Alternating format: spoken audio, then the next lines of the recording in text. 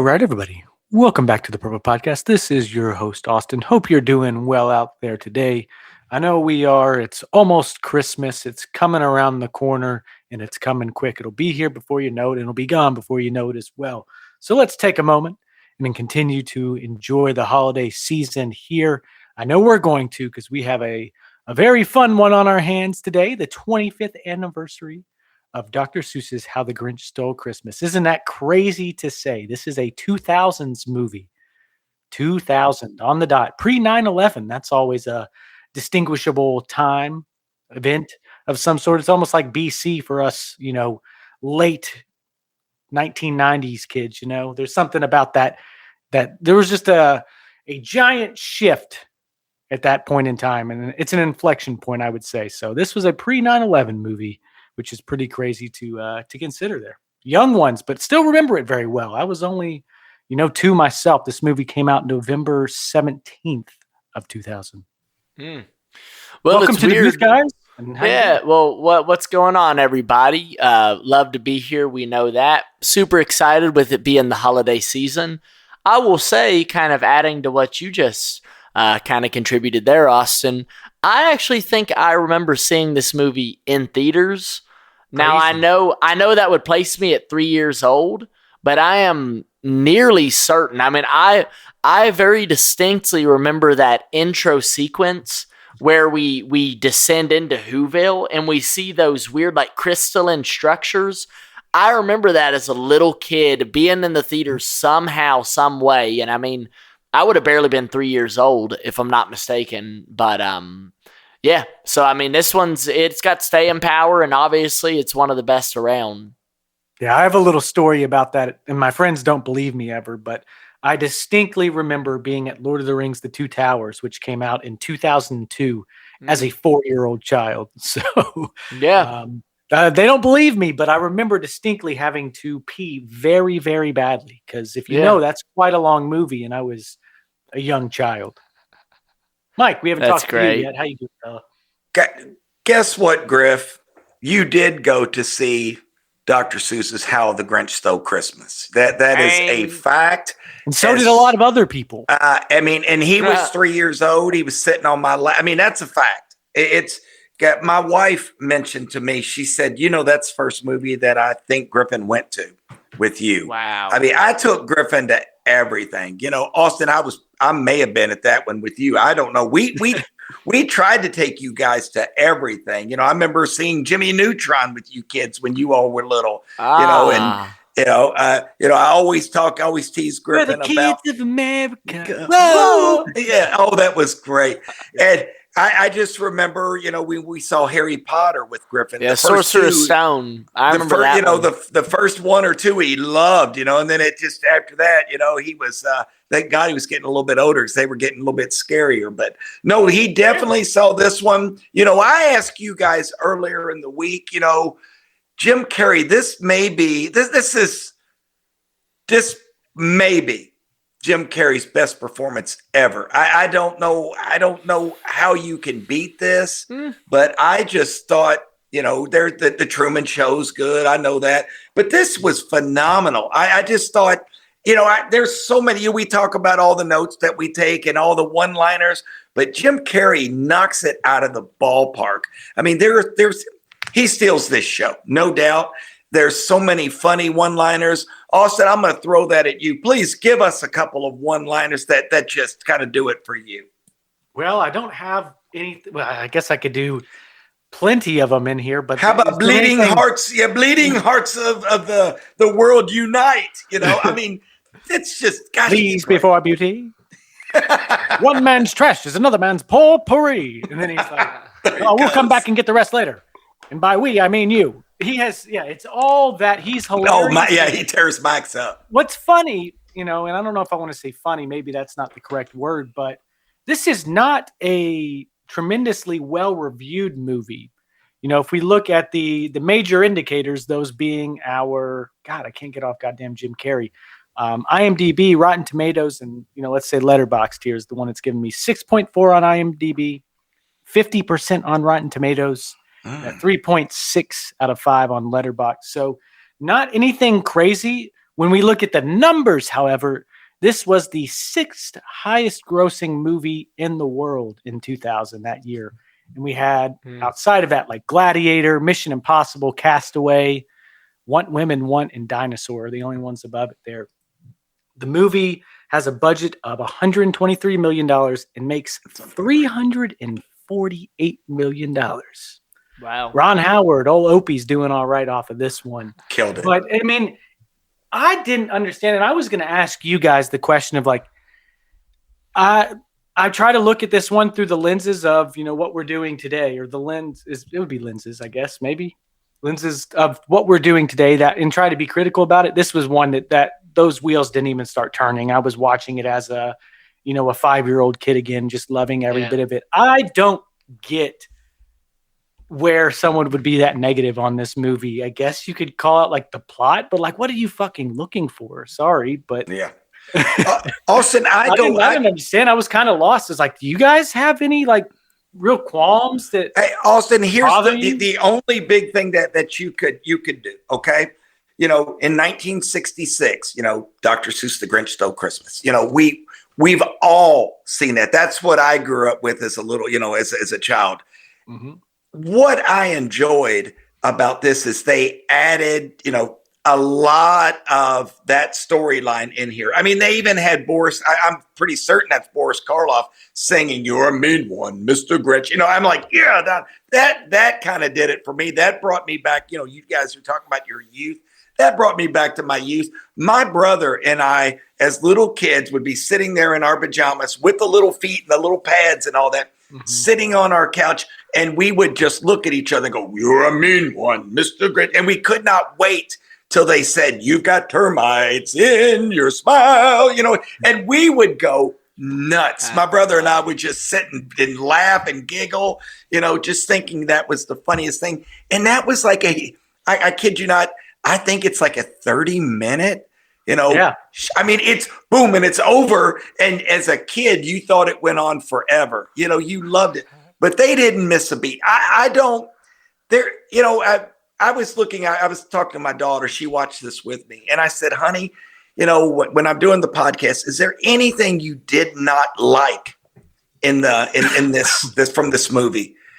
And Austin, she loves this movie.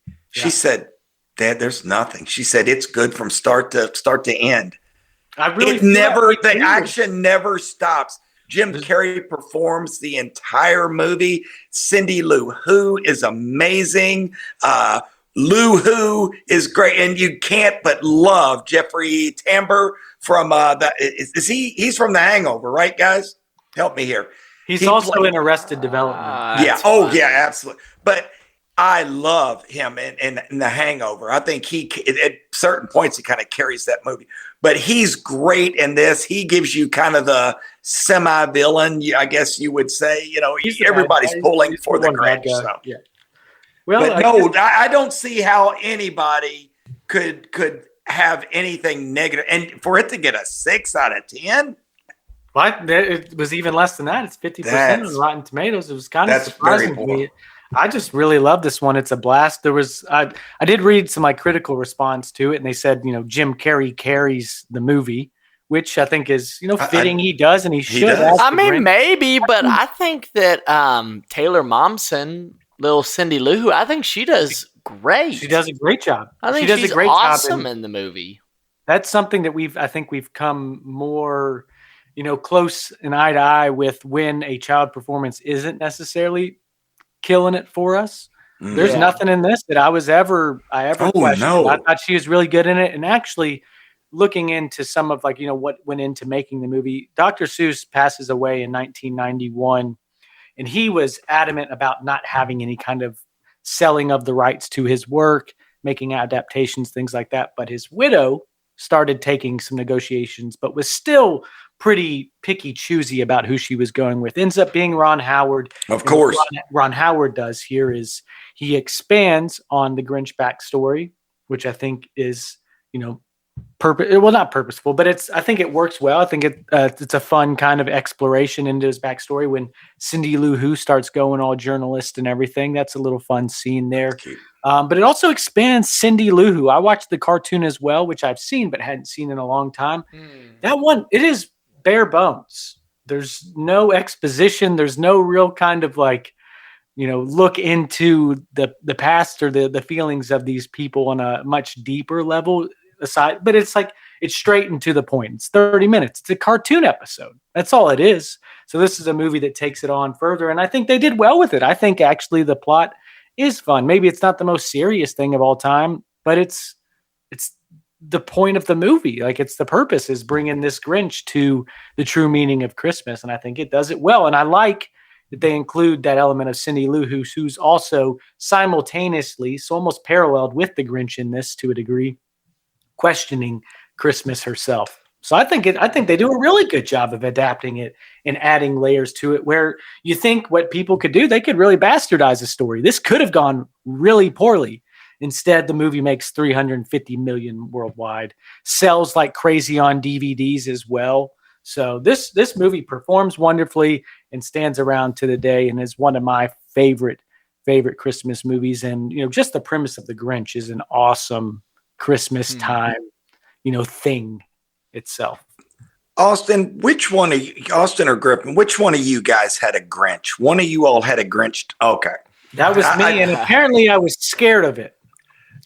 As a kid. A little stuffed animal, and you could press inside his mouth, kind of move his mouth. I remember that. I don't remember you were scared. Griffin was the one always, he was scared of everything. Jolly Christmas. It had all the little sayings like that. That's funny. It was great. It got chewed up relatively recently, actually, probably within the past 5 years. I think my parents' dog, Callie, and Walker, when he was young, and I think they got into it together, and we just kind of let it happen, which I guess is a sad thing, but it's all right. We'll be That's great. Griffin, do you remember that? Oh my gosh, I remember it, of course. And I think what you guys are touching on is really, in my opinion, at least in my experience, anybody you talk to under the age of 30, there's a very good chance they're going to say The Grinch is their favorite Christmas movie of all. There's a very good chance. And that's I would say that's a toss-up between The Grinch and Elf. I think a lot of younger people, this movie really resonates with them because it is fun and it's a little ornery too. And I'll say what surprised me watching it this time around, we were just kind of chatting, and I said, I haven't seen this movie that many times, to be honest with you. I probably haven't watched The Grinch, sit down, enjoy it, and I'm not exaggerating, maybe 10 or 15 years.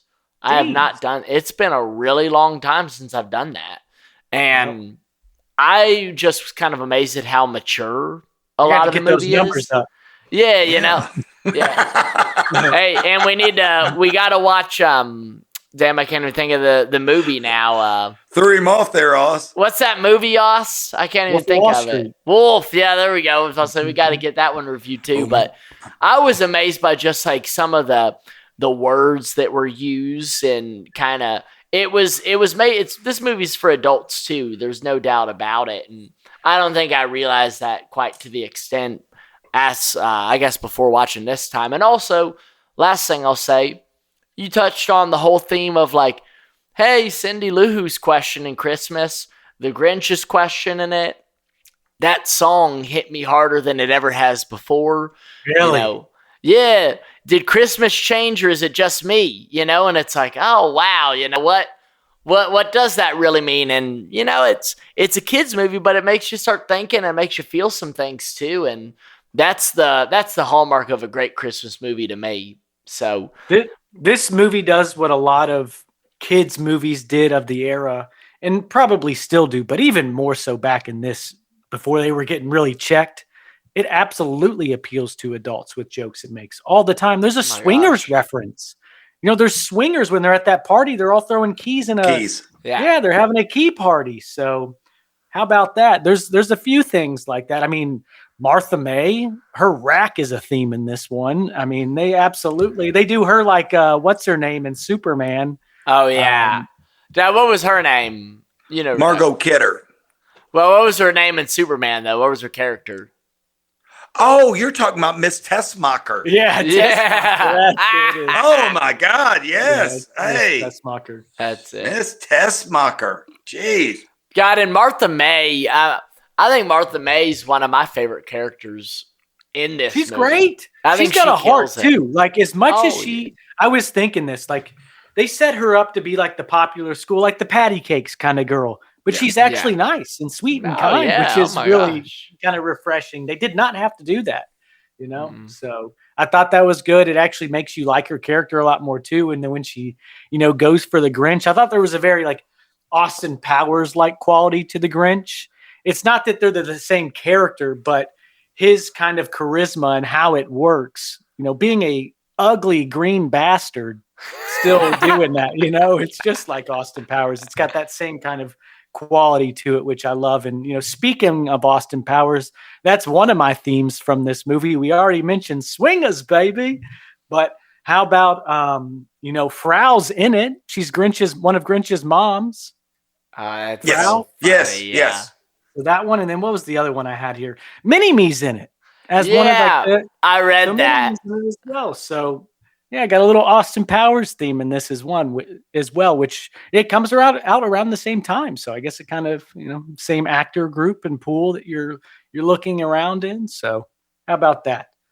But yeah, guys, I think let's hop into some of our favorite scenes here with it. I don't think I have anything in terms of like personal things. We already talked about the cartoon, which, Mike, you had that. You touched on that a little bit, your experience growing up with that one. But this has been our Grinch, our generation's Grinch. And I don't think it's, blasphemous to hold this one above the other. They're very different things too. So I think that's I mean, a difficult comp there. No. And that was where I thought that's where I thought people were going, Austin, is I don't want to say the older crowd, but the older crowd, my generation was picking at it. They still added the Boris Karloff to me. That to me was that was my number one scene when you see him getting ready and they're singing that "You're a Mean One, Mr. Grinch." That was montage. That's a great. That was one of mine. That's a great scene. It's one of mine too. It's probably my second favorite. Yeah. I might as well kick this thing off. Yeah, and airbags a little slow. That's why we do this testing. Yeah. And you like you said that about the termites, Austin. You could never forget that scene as a little kid when you see the damn termites in his teeth. You know what's never funny forget that you call that out? There's so many of those little moments that just hit in your mind. One that I'm thinking of, that Cindy Lou Who scene that you talked about, her pencil. It being all jagged. Oh, yeah. One of those ingrained. That always confused me. It's like, what is happening? I agree. Just a little quirk to it, but something that I always remembered as well. Riley pointed out something to me in that when she's in her room and she's singing, she doesn't have any lights on except for the Christmas tree because her mom had taken all the lights out of the house. And Riley goes, I didn't even realize that till, so many years ago. And I said, oh my gosh, look at that. That's the cutest thing ever. I like her too. She's a great character. Betty Lou Who. Lou Who. Her kind of obsession with the lights. I love that. That's a great scene too, man. Just, it's awesome, Martha May kind of showing her up. Yeah. And then blowing the when smoke. She pulls out a Gatling gun. Hey. She pulls out a Gatling. Almost 100 years old. Yeah. This, however, is new. And then she starts, Betty Lou starts falling off. Man, it's just all good. Like it's the pacing is great. It's very compact. I don't know. I can't think to the movie that we just did that I'm thinking of. It's just super compact, but just great all the way through. But man, it just probably Love Actually, right? Probably Love Actually, because it's it might have been, but like. It's just really damn good, man. And starts from the beginning. You get introduced to Whoville, the city on a snowflake. Very great. Mike, you said your favorite scene was the becoming Santa Claus, the improperly packaged in the mailroom when the Grinch starts sending out jury duty. Yeah, I'll never forget that. Jury duty. Just great shit, man. And then Cindy Lou Who, how dark would it be if Cindy just gets crushed in that present compactor right off the rip there? Yeah. Oh, it's great. Man, This I is mean, one that's like Winnie the Pooh. It's probably ripe for like a real horror remake or something. No. Golly. man. Am I, I just mean- eating because I'm bored? Oh, Wait, got her. What about, I Oh. mean, one of the best, you can't ever forget it, is him just sitting around eating glass. He's eating a bottle. You know, I'm an idiot. Oh, You're an idiot. you're an idiot. that got, then he says that it- got me when he laughing says it so real hard low, today. He goes, I'm an idiot. You're an idiot. You know, and you just, yeah. That is so damn funny. Guys, one of the scenes, and I wanted to make sure that we talked about this. Mhm. But when the opening, when you finally get to see the Grinch, and it's like the Grinch, and that smile is in slow motion, and that was kind of new to the game, and I thought that It was a good reveal. They It didn't show his really face was. purposely. You had just seen I a loved it. giant monster come out with Max, right? When the kids Yeah. ding dong ditch. It's not actually the Grinch. You hadn't seen his face yet, but that Well, reveal's and good. God, those kids really fell down that hill, by the way. Did you see, like, they're, like, rolling, like, head over Beast, foot down dude. the hill? Guys, one of the things that the guys my age, when I took Griffin to see this, was how they had kind of disguised the Grinch. You didn't really get to see what it was. This going to look silly, and once they did that scene, as a parent, I'm sitting there going, "Wow, this is really good." They really did his Looks face great. up, and it looked great. And his figure, here he is, flat chested, and he's got this little gut and a big gut, I should say. And the way he walks, the one scene I think is really cute is when he's trying to get ready to go to the Whoville, and he's putting on all this, and he goes, "I'm not going. Yeah. I'm going. I'm not going. I'm going." And he's debating. He can't find anything. But what would I wear? Yeah. And I don't know what you would call the fella that was out there, and he's blowing The yodeler. horn, yodeler. And he yanks him off of the mountain and steals his oh, that is so cute. Guys, again, I do not understand, and I get it. You also, I think you told me Russell Crowe won with Gladiator, which was, I picked on Russell Crowe enough. He was fantastic in Gladiator. I have to admit it. So, yeah, kind of a tough one to beat there. I get it.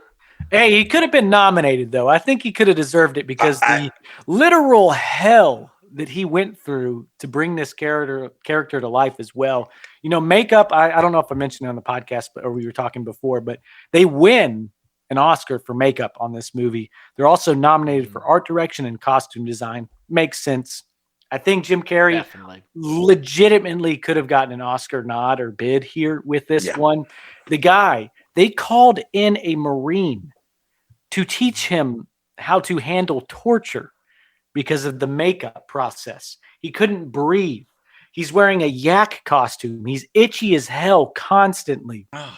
He's wearing yellow contacts in his eyes that block all his vision and are painful. Like complete torture. I think they said like 92 days he ended up being in like the costume.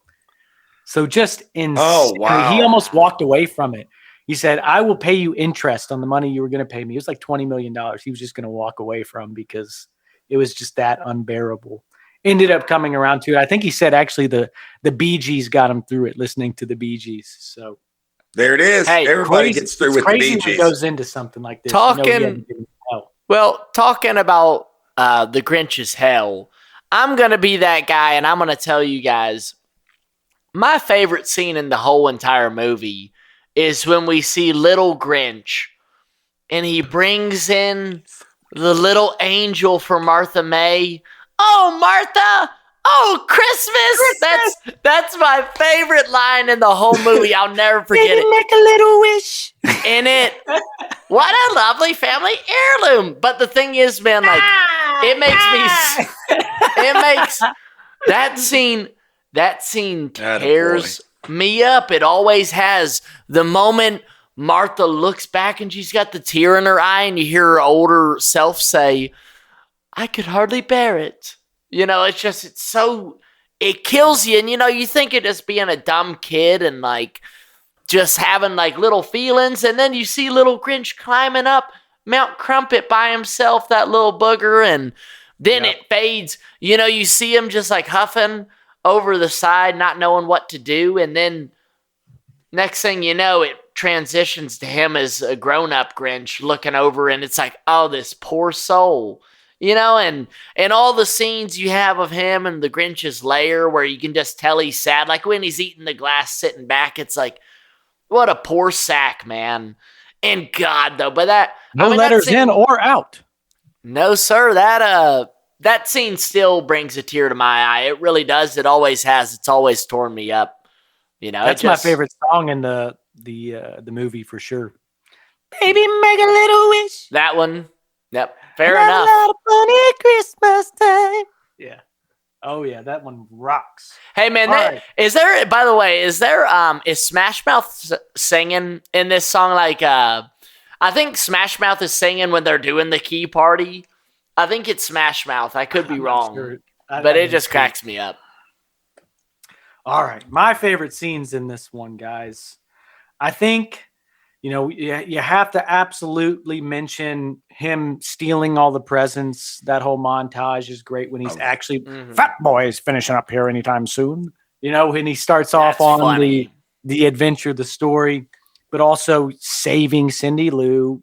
The heart growing too large. Oh, Max. Yeah. What are you doing up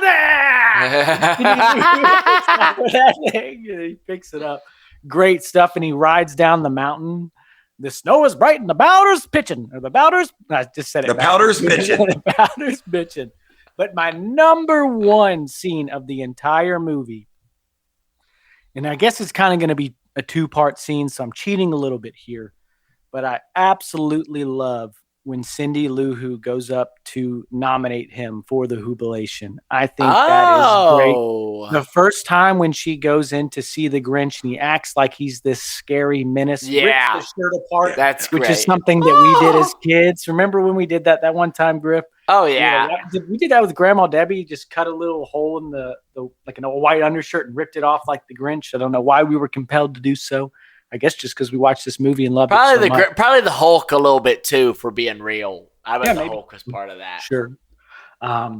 But that's great. It's hilarious, the conversation that he has with her, just making like she's trying to sell it on him the whole time, and he's so disinterested. Who knows? This Whobilation might change my entire outlook on life. That's great. Really? That is great. Oh, so that's great. And then it goes right into him trying to figure out what to wear. And then the Whobilation is actually a reward. The family reunion. Those two are still alive? The girl mentioned a check. He's such a dick, too. I just love how the sleazy he is, too. It just cracks me up. This is not pudding. Just all of that is just awesome, man. It's hilarious stuff. I don't even know what to say about it. Just about it. He starts fighting back. Put him in the chair. I like how when he's standing up and he looks at Cindy Lou and he goes, "You didn't say anything about the chair." That's so good. Chair. Oh, that's great. You're a holiday chairmeister. Austin, you have to add where he takes the mistletoe. No, I know. No, I could not do it justice. You've got to do it. Oh, well, God. Of course, what happens at the end of this, we've had a great experience with the Grinch, and you can tell that maybe his heart's turning a little bit. The holiday cheermeister spirit is rubbing off on him to an extent, but when it comes time for his present, and nasty old mayor gives him the gift of a Christmas shave. But then the Grinch gives it back, gets him pretty damn good. Yeah. He proposes to Martha May there, too, and I guess that was the turn. He was shoving it in old Grinch's face, wasn't he? Well, this is my squirrel. That's his squirrel. And he also calls out the commercialist viewpoint of Christmas, which is the mayor's kind of view, as we're seeing. The villain, the enemy of the actual movie, as we kind of mentioned there. But he goes up. There is one tradition that I don't know what he says. I do enjoy mistletoe. So pucker up and kiss it, Whoville. That one chick like faints or whatever. It's Martha May. I don't know. Do you think God, he rips one then? You think that's what it was? Attaboy. You think he ripped one and that's what I do like how he goes back after the mayor and shaves that wig. He goes right down the middle of his head. And then the mayor's talking to old Clint Howard. He goes, "Hey, do something." The guy goes, "Ah," and he shaves his own wig. little shoe shine boy. That's so stupid. God, that was great. But God, it it's doesn't so end there dumb. either. You know, he burnt. That's my good stuff. Burns down the whole tree. Hey, my whistle. I love that stuff. God. And then that tiny car explodes, and it's like the biggest explosion ever. You mind if I take a seat? Yeah. Over and as he's running, and it's getting ready to blow up. Oh, absolutely explodes. I don't know if we've talked about these scenes well. We've laughed all the way through them and just almost yelled out lines. It's basically what we did. But I guess that's what we normally do. I mean, that's how it is. Austin, the bottom line is everyone's seen this movie, and if you have not seen this movie, and especially if you have children, you have to watch this. I like how they fly down the dump too, like the dump to dump it to Crumpit, and they just fly down there. That's fun. A car would have paid for itself by now. We didn't even talk about the Grinch's schedule. What an iconic scene as well. Solve world hunger, tell no one. The whole thing is great. I kind of keep canceling that. Dana, she loves doing that one, of course. Yeah, that's my daughter. Well, what's he say? Wallow in self-pity? Just such stupid things, man. Jazzercise.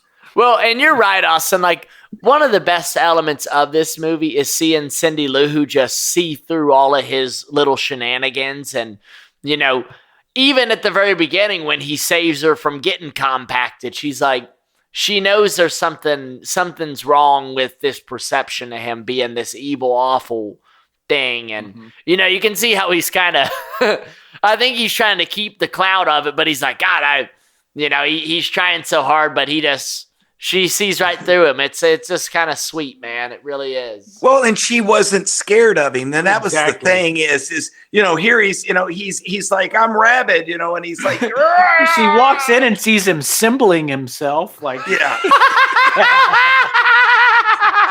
with the monkey. That was so great. The monkeys hitting him in the head. God, that was so good, man. What a great scene. Nothing he can do. I mean, she starts laughing, She laughs. She thinks it's cute. He's hitting himself in the head with the cymbals. She is wonderful. Sorry about that, baby, but the G train has left the station. Yeah. What an idiot. Great. So dumb, man. This might be the biggest one-lining movie we've seen. Mike, you asked me at the beginning of it to pull one off my head. I don't know why. I just can't say one right in the moment. But as we get talking through the scenes, they just come flooding. Oh, yeah. Hey, Austin, what about this one? Top of the day. Flatfoot, He does say that. He walks in with that mask on. I was wondering what he was real fast with this. Yeah. Doesn't he lift the mask? What was he saying to those guys? He burps on that guy, and the guy's like, "Oh God, you don't even eat those onions." He used onion. He used that onion he bit into his deodorant, and he's putting that as deodorant. That was another scene you can never forget. Him just taking a bite out of that onion. You can never forget that, man. Is that what he told the dude, though? He called him Flatfoot? Is that what he said? Yeah, he called him Flatfoot. It's just another person he's passing by on the street. I love it. He says it so fast. Flatfoot. So such quick. A little trickster, isn't he? Let's get into our favorite characters. I think we know who's number one, right, guys? Oh, gosh. I think you've got two characters in this, guys. And I'm gonna let you guys do the green fella there. But I think Cindy Lou is just an adorable little girl. Whoever cast her nailed it. She's got a cute little voice. Her eyes just sparkle, and she can stand up to the Grinch. I think Riley told me this, that she never saw Jim Carrey out of costume. She always saw him as the Grinch. So she was ready for him. So she didn't have that, just that lovey-dovey thing. Because I'm sure. What she said is that, Jim Carrey was just Jim who looked like the Grinch. She didn't know what he looked like. He just looked like the Grinch. His name was Jim, but he looked like the Grinch. That's how she knew him. That's funny. But no, I think that was a perfect cast. Was for Cindy Lou Who. She was wonderful, and she had was that her singing? That her? She was wonderful. She also had to have like a little bit of a tortured quality to her as well. Like she had to be kind of tormented by something to really sell the part. And I think she does well. She does well as the sad kid. She seems real smart and intelligent, which I think the role needs and deserves. Yeah. And I do. I think it's a great casting. I think it's a great choice. I have two people written down. The Grinch is number one, Cindy Lou Who. Yeah. I really was noticing this time around, and maybe this is where I was looking through our podcast lens. It's like, wow, she was good. She held up her own. No doubt, guys. Griffin, who'd you like? And we'll let Austin wrap up.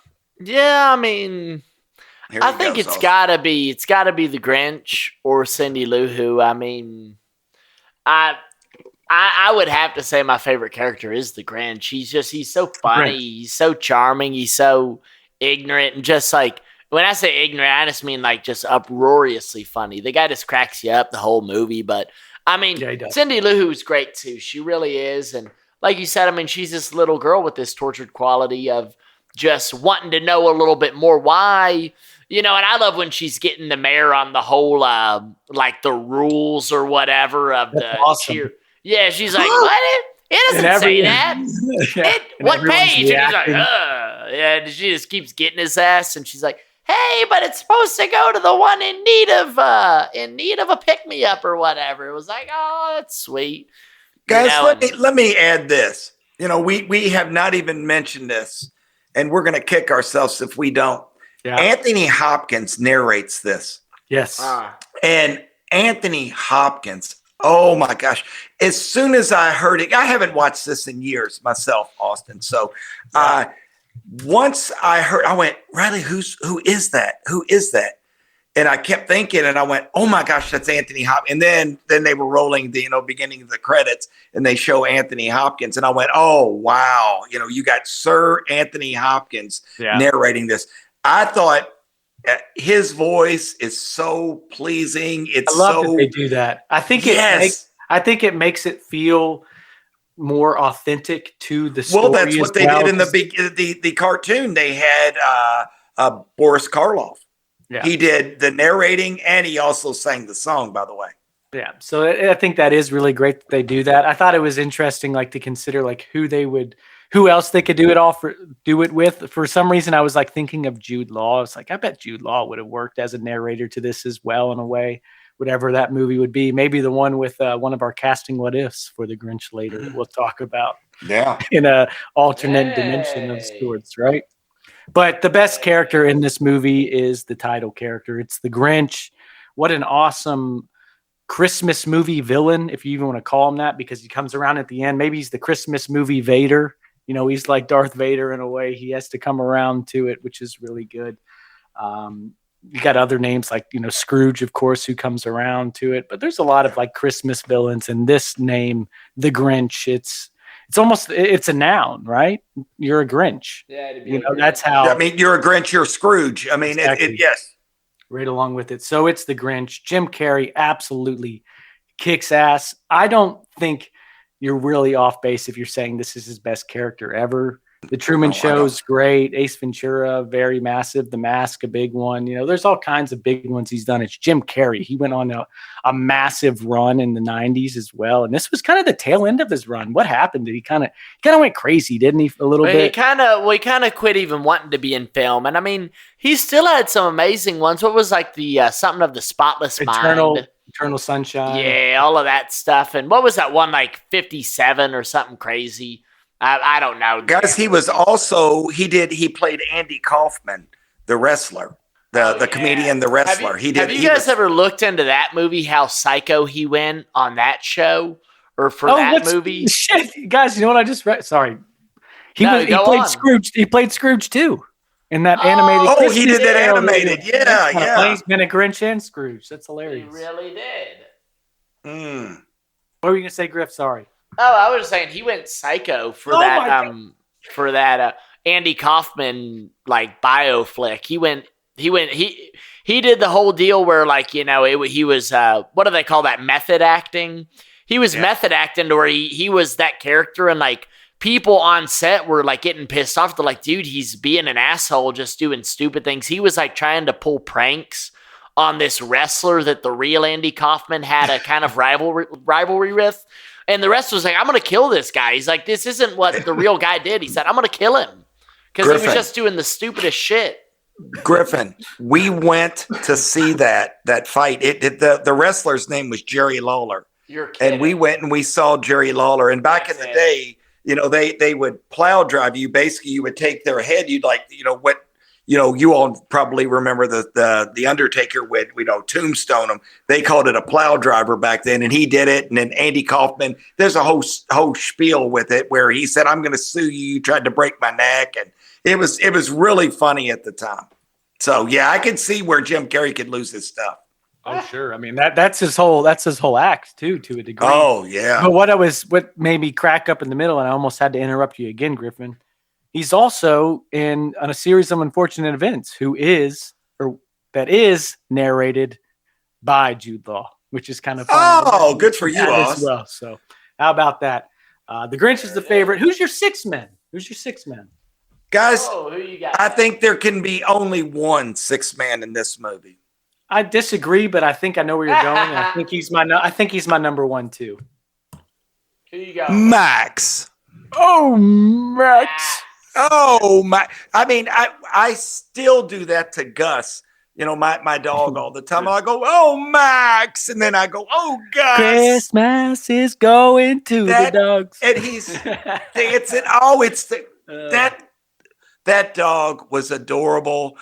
He man, oh man, so many kudos to that dog. That's and not the a trainer. toy. There's Max a part where the dog kind of grabs Grinch like you're not doing the right thing to Cindy Lou. The dog Max was great in this. So Max, just love it. What do you think, Griff? Sixth man. I pick Martha May. I love her character. I think she's just so I wonder great. what you liked about Martha May. No, I love her character. I think, like you said, Austin, she brings just this nice little tinge of emotion to the film, and just like, sentiment, and there's that bit of romance. And it's almost jarring that she isn't the prissy, perfect, Martha May that Betty Lou thinks she is. I mean, she is. She holds that aura to her, but she's actually kind-hearted. Oh yeah, and sweet and sentimental, like you're getting at.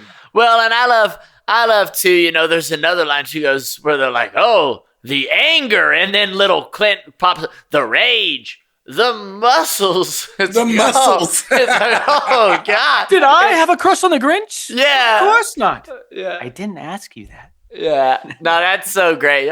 Oh. No, I mean, I just think she's awesome. I loved her scenes, and again, like I can't get away from it. The way she's kind of looking out and goes, "I could hardly bear it." It was just like, oh God, that's just so good, and I've never forgotten that.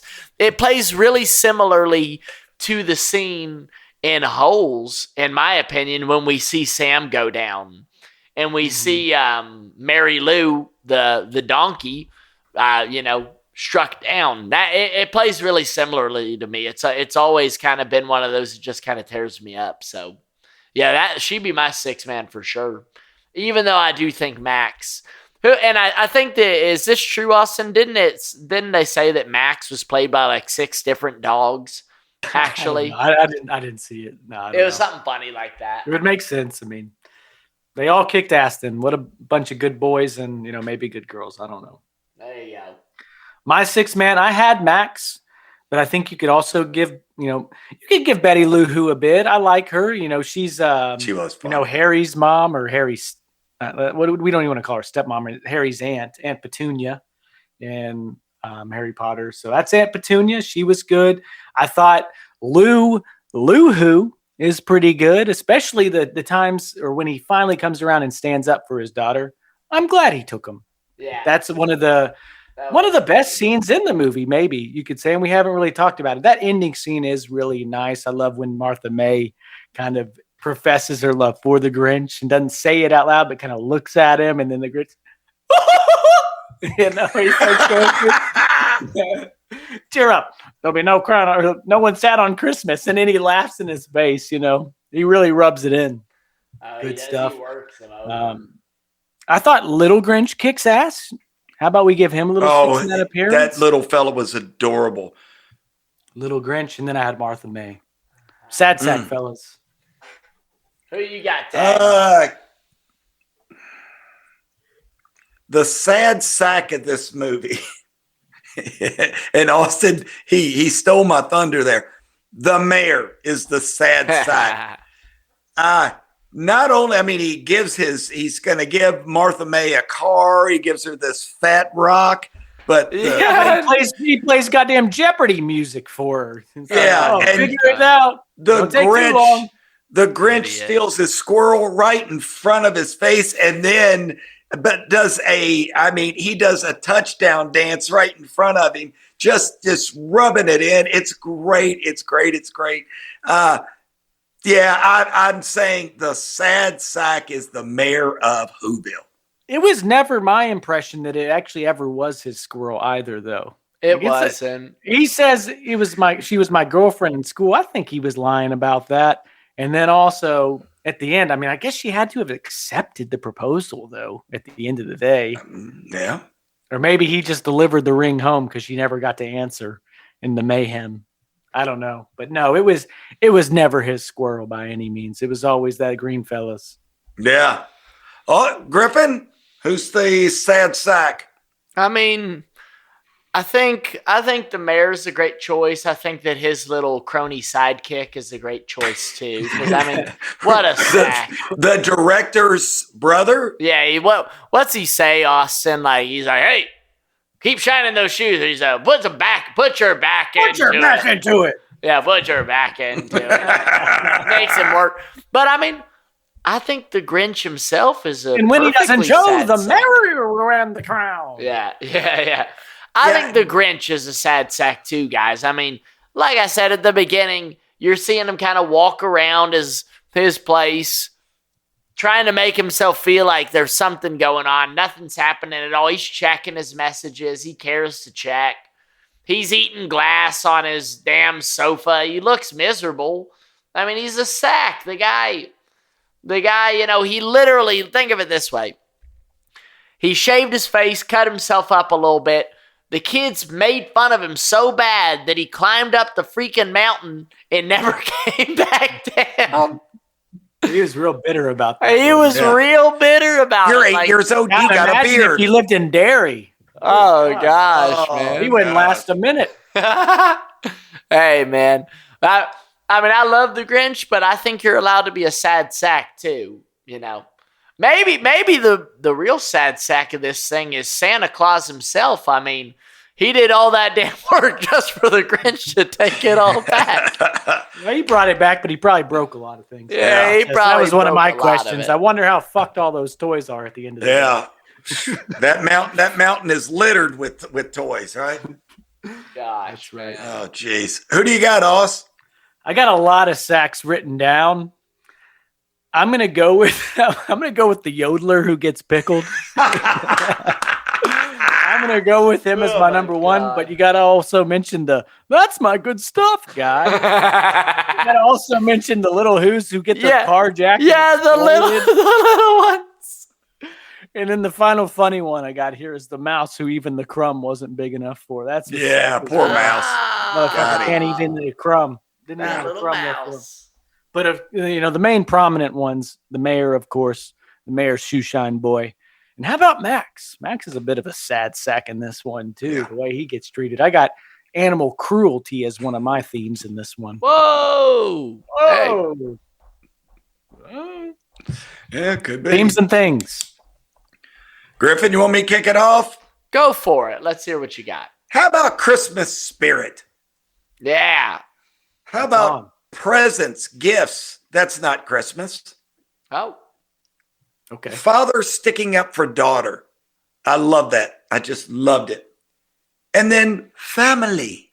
I love it. I love Lou Who, sticking up. And then at the end, he's like, I've got my family and that's what matters. And last but not least, the rhymes. They added the rhymes from Dr. Seuss into this movie. And again, I don't think they missed the mark. I thought that was fantastic. They carried it over from 1966. This is a kick-ass adaptation. I don't care what anyone says. So it's a great movie, Austin. You know me. I would be that guy that would love to kick this movie and say it's not as good as it was good. It was good, and I enjoyed it. And no, I don't see anything wrong with it. It's appropriately insane. Well said. That's good.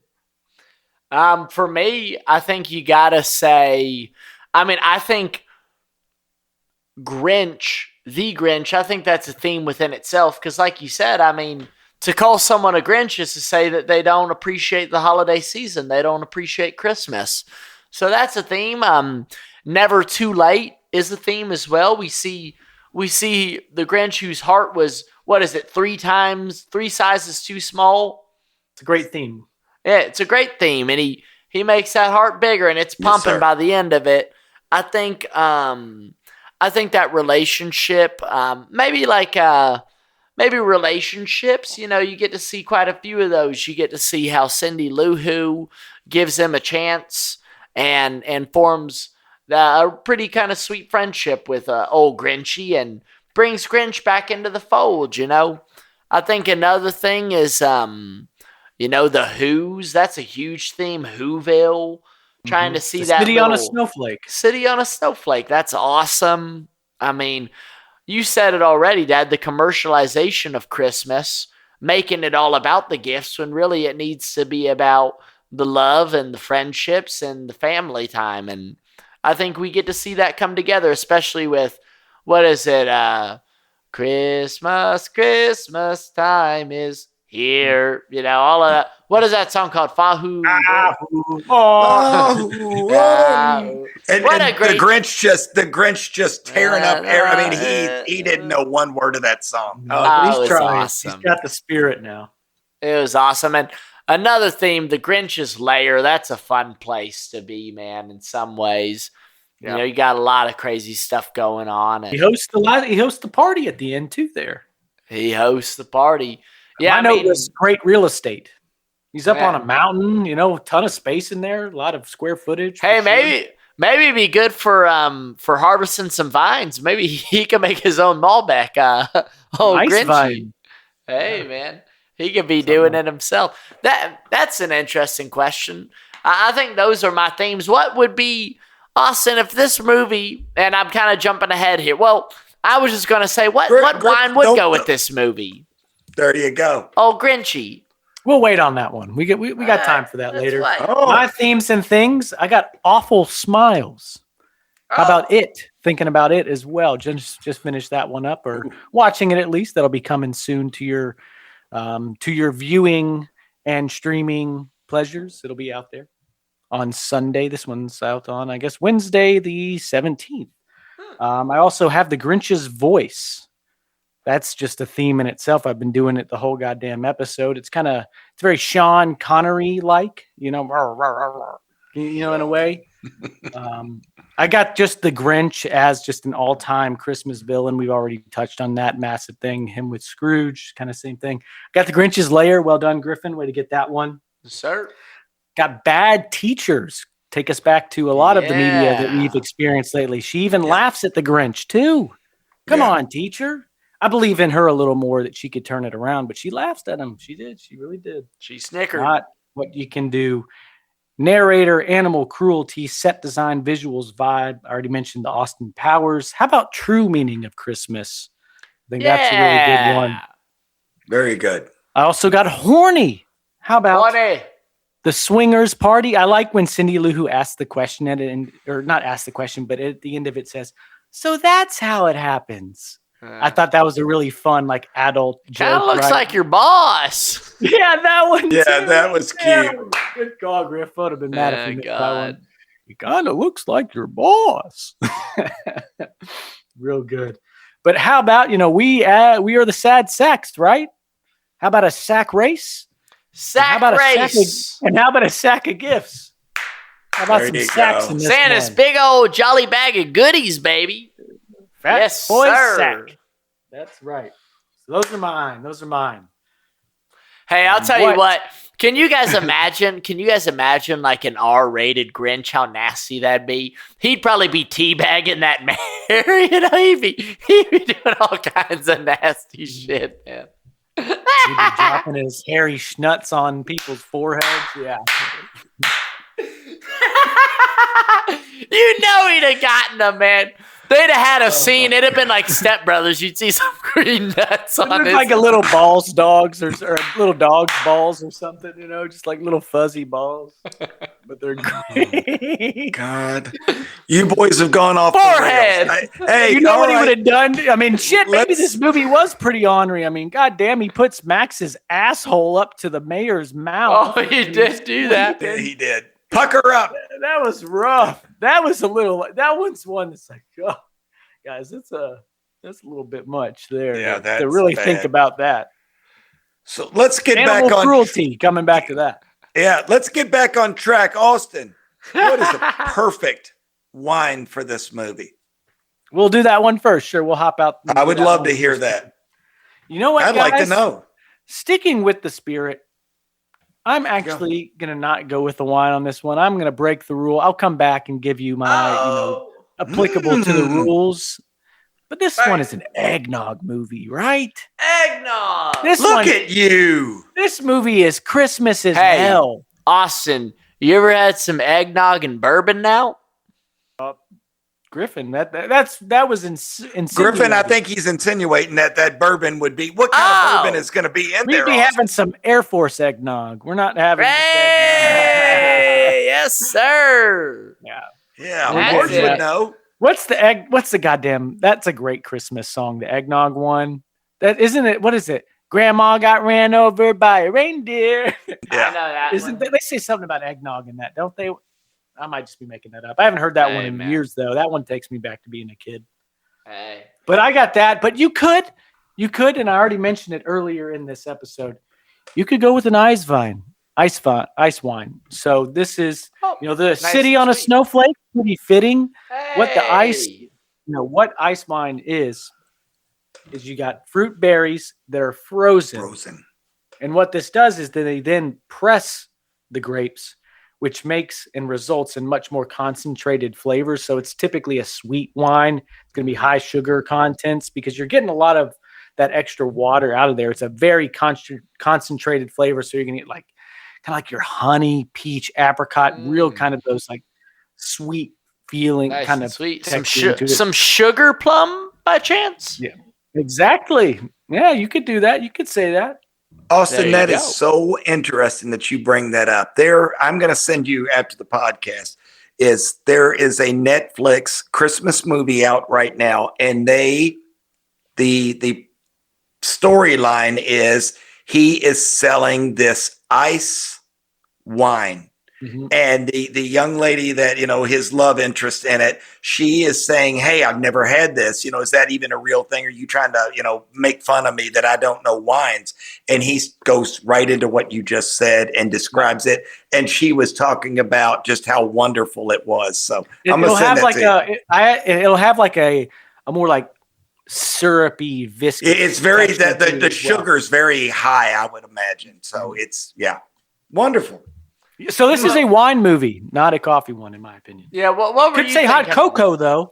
I was about to say, I could see some hot cocoa flying around here. I actually had some hot cocoa for the first time in a while yesterday in Knoxville from a spot called like Cruise Candy or something. It's pretty good. So I was imagining that. What did you have this picked as, Dad? Coffee or wine? Guys, I'm not a huge wine drinker, but I think personally, I thought Austin kind of killed it. Man, I can't get that out of my head. I would love some eggnog. My grandma would always say, "You want a little nog?" And you could smell the nog as soon as you walked in the door.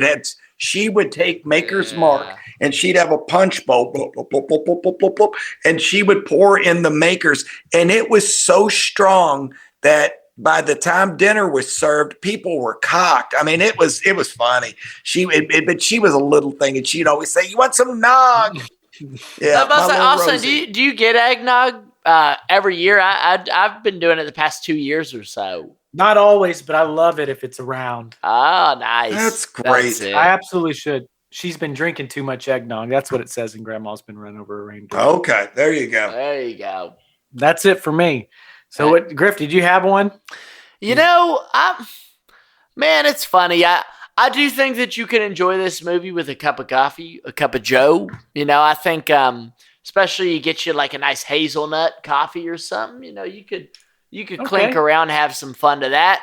Speaking of boys, look at that. I'll give you one. Look at this. I was going to try to clink you fellas. You guys got any drink at the moment? I got a little juice left. Just a little juice. Hey, clinks, my friends. Yes, sir.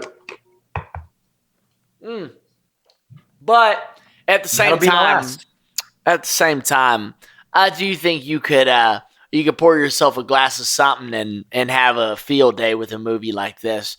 I myself might still drink a little bit of wine, and I'll tell you what, man, I think I'd be going more into the side of maybe, who knows, I kind of have the wines that I really, really appreciate, man, and I might try me, what'd be something, let's see, I'll kind of ask you, Oz, what would be just a nice kind of, maybe a little fruit forward, get me in that sort of vibe with the sugar plums in mind. Little fruit forward, but also something warm, something that's just going to make me feel right, but not be something so intense as maybe a cab, What do you think? I mean, that Louis Jadot Beaujolais, a Beaujolais Gamay. I keep thinking Beaujolais, but the thing is, I keep saying that, and it's like, man, maybe I'm wearing out Beaujolais.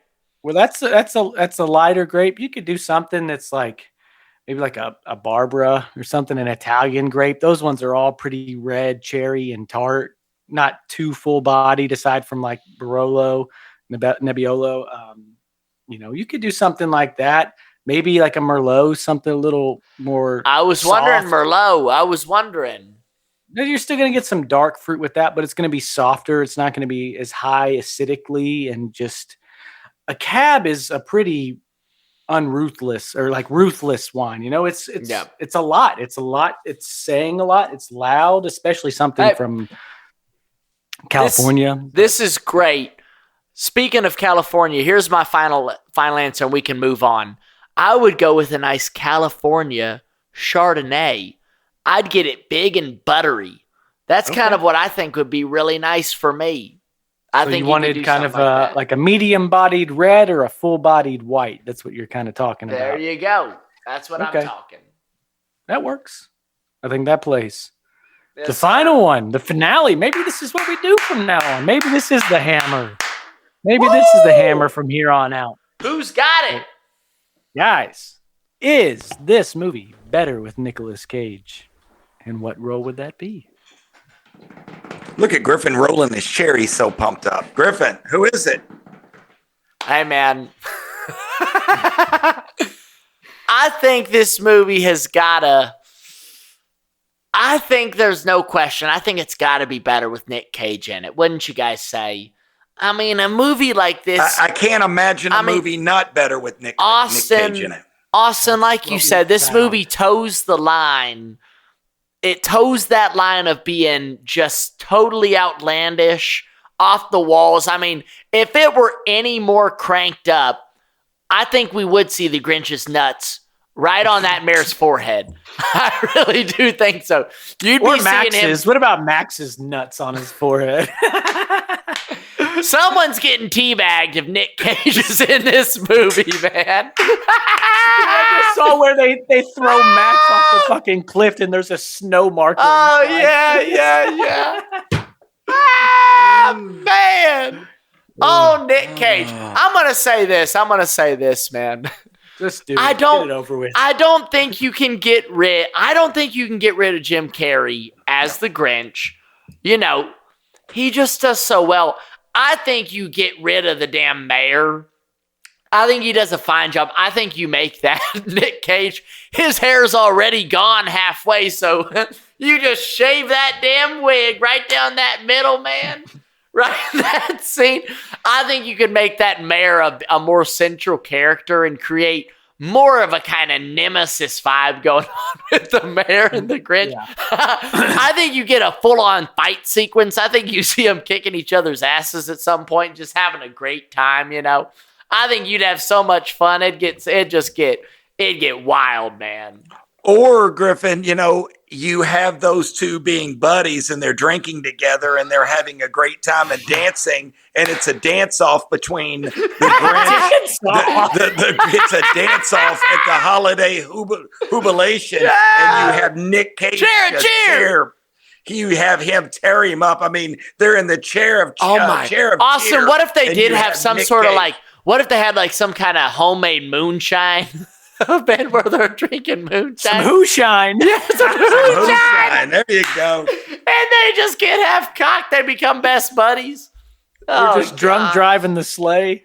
Hey, man. We'll reel it in, boys. Yeah. Yes. I'm not drink and drive. Yeah, what do you think? Not. We're going off the rails. What do you think, Austin? Is this movie better with Nick Cage or not? I think this movie is better with Nick Cage. I think every movie is better with Nick Cage. I think it is one of the great tragedies of our generation that Jim Carrey just happens to be maybe the best casting possible for the role of Grinch. He's great. And the fact that we're never going to see Nicolas, what's his middle name? I don't know, Cage, as the Grinch. It's a tragedy. This role is meant for Nicolas Cage. Nicholas Baldwin Cage. That's his middle name, isn't it? Fucking Baldwin. Nicholas. Yeah. what actually? Tell me in a second. His name is actually Coppola. So that's sure. Baldwin Coppola. I just said I'm reading Nicholas Kim Coppola. Yeah, I was thinking. I said Baldwin off the top of my head. I made it up. Baldwin. God, it's fiction. I made it up. You made it up. God, but if Nicolas Cage was the Grinch, I found myself, going through these thoughts. I think it is literally impossible to replace Jim Carrey as the Grinch. Yeah. So I was like, you know what? A realistic one, him as the mayor would be fun. It'd kind of be funny if he was the shoeshine boy too, though. If he was the shoeshine boy, that would be fucking fun. Guys, when I tell you what his middle name is, it's going to blow your mind. I think I already figured it out, dude. How about Kim? Oh, yeah, you already said it. You wasn't listening. Did he say it? I'm sorry. Sorry about that, Griff. I was looking it up. You're good. But if Nicolas Cage was the Grinch, that shit would be hilarious. He would actually do a really good job in that role. It would be a funny one. It would be something to see. It is something that I would actually want to see. Like legitimately putting, I could $20 down. I'd give him. I'd deposit to the cause. Let me see Jim Carrey or let me see Nicolas Cage as the Grinch. I think that would be an awesome role for him. Yeah. But other than that, man, you could do the mayor. But the Grinch is the role that would fit. It's like, let's go back to our boy Bad Bill. We don't want to replace him either, but that's the role for him. Yeah. If they came a calling, that's the role. At the end of the day, guys, any movie we watch and we go, okay, where would Nick Cage fit in this? He's going to be the star of the movie. This is an Academy Award winner. We know this. This guy is a star. I was looking up all the awards. This guy's won so many awards. He probably doesn't even know where to put them. So, let's just call it what it is. The guy, Jim Carrey, was phenomenal, but it sure would have been fun to see Nick Cage. Guys, let me say this. I'm going to wrap this thing up because we're off the rails. Guys, looking forward to our family get-together this weekend. Guys, we always this is my brother-in-law's doing.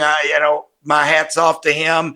He gets the family together and we watch, a Christmas movie. We like the 1970 version of Scrooge. We've talked about this before. And but Albert Finney, sorry.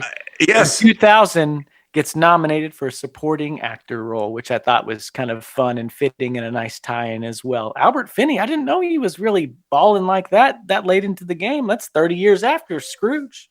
2000, he was in Aaron Brockovich. That's what it was. And yes, he was. He was great in that. He played her boss.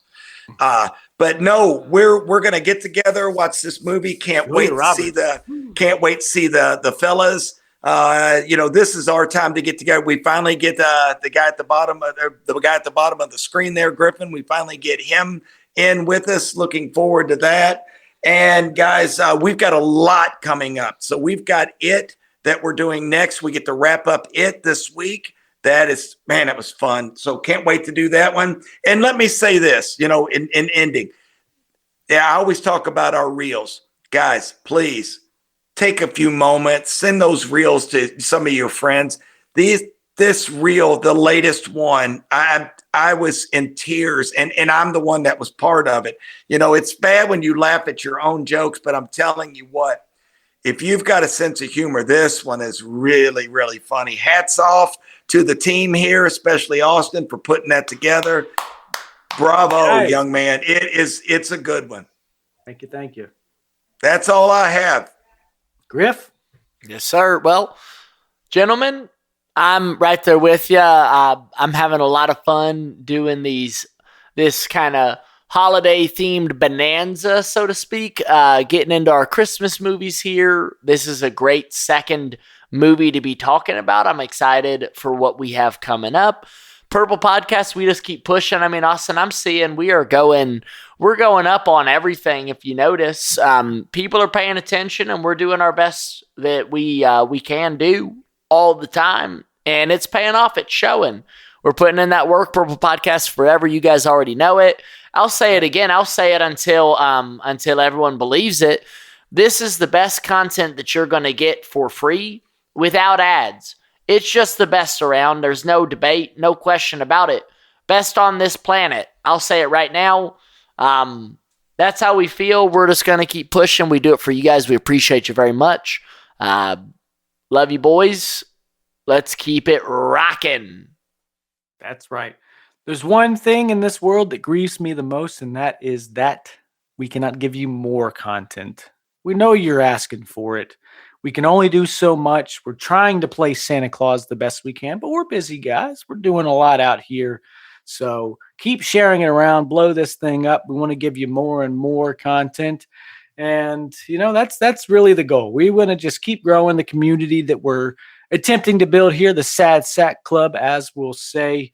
But man, we're having a lot of fun doing it. I hope you're having a good time listening to it. If you've listened all the way through, as always, thank you very much. We're going to keep on rolling. We got Scrooge 1970 coming out the following, I guess it'll be Wednesday. It'll be on Christmas Eve when that one is coming out. So make sure to have your notifications on and paying attention to when that comes out so you can consume that right before the spectacular day, that being December the 25th, correct? And we'll have this one out. We'll have Derry coming out. We'll be finishing up with Derry. And then right after that, we'll have Stranger Things coming up as well. So a lot of movement, a lot of things going on in the new year. We will be cutting back to one episode a week in the new year for a bit, trying to get into some movies, some new movies specifically. I know we have mentioned that it is our incentive to get back into theaters a lot more. We've just been damn busy trying to catch up with Stranger Things, doing 2 episodes a week. Like I said, we're busy, and I don't mean to make a saint out of us or a martyr, but we're doing this for you guys, and we're trying really hard. We're putting in a lot of effort and time. So we hope you appreciate it. We appreciate you listening. Merry Christmas. Keep on coming. Keep on sending them out your way. But other than that, love you very much. Keep living well, doing your best, and we'll be talking to you soon. Bye-bye.